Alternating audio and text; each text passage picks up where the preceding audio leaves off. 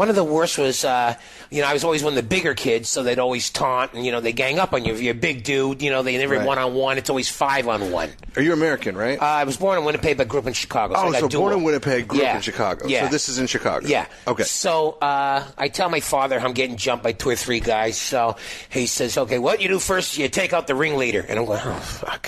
I can't take the ringleader, Dad. I'm grabbing the smallest one. So he says, what you do is you get your back against the wall. And I'm going, okay, I can do that. And I had one of those Cub Scout belts, one of those web belts. Yeah. So he said, what you do is you take your belt off, you wrap it around the fist, and you feed them the buckle. Like the GIs back home did. So he starts telling about how the PPCLI used to take off their belts and whack guys in the face with a belt buckle. He's going pure post-traumatic stress episode. How old are you right now? I was 8 years old then. So anyway, I used to hang with this kid named David Green that was cold, stone, ghetto thug, but he smelled like piss all the time, right? So David and I were in the bathroom of this bowling alley where we all went for lunch. Yeah. So we get jumped by these 5 kids from a Catholic school. So I take off the belt, and I'm swinging. And because I was always tender-hearted, I was hoping the twirling belt would keep these guys away. You're right. You've got a fucking radius now. Yeah. No, these cocksuckers come closer on to me. Right. So I shorten the belt a little bit. So David Green goes, give me that motherfucking belt. So he takes the belt. Next thing I see, there's a piece of ear, a piece of eyebrow flying.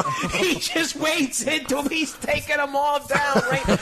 So the Catholic school calls the school I'm at, and the principal, he calls us in, and I go, my father told me to feed him belt, and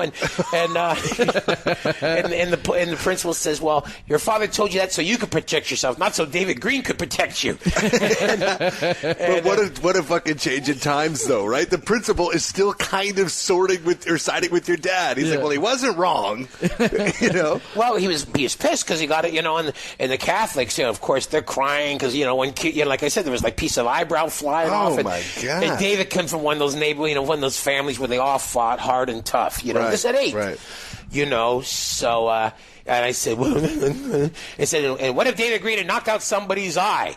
Someone, well, I guess you guys would want to talk to David Green's parents about that. But I start thinking like how this 8-year-old is weeping supposedly because the comedian said bad words. Right. And at the same time, he brought up a tender topic. As the kids like to say, I was triggered. Right. So,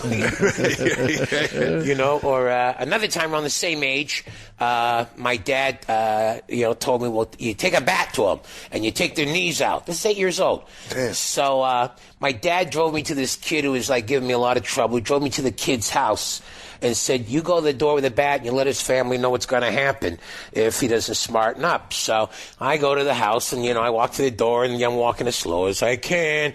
So, your dad's in the car? Yeah. So I look at him and he's giving me the sign to do something. So I bang on the door with the bat. Yeah. And the kids went, you tell me that's not the So then the next day at school, the kid kicked the shit out of me for banging on his door with a bat and waving it at his mom. I know. Really, your dad should have been knocking on the doors. So.